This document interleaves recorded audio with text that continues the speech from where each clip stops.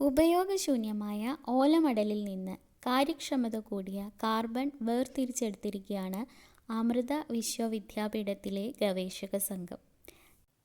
തെങ്ങോലയുടെ ഭാഗങ്ങളിൽ നിന്ന് കാർബൺ വേർതിരിച്ചെടുത്തിരിക്കുന്ന രീതി മുന്നേ ഉണ്ടെങ്കിലും അതിൻ്റെ മടൽ ഭാഗത്ത് നിന്ന് ഇത്രയും ഉയർന്ന പ്രതല വിസ്തീർണം ലഭിക്കുന്ന കാർബൺ വേർതിരിച്ചെടുക്കാൻ സാധിക്കുന്നത് ഇതാദ്യമായാണ്.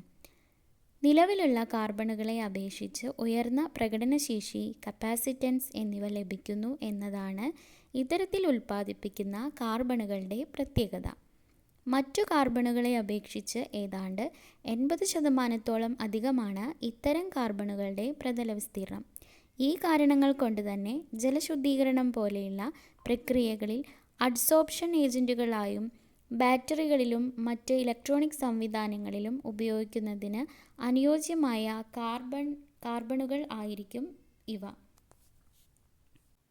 തേനീച്ചകളുടെ രൂപഘടനയാണ് ഇത്തരം സജീവ കാർബണുകൾക്കുള്ളത്.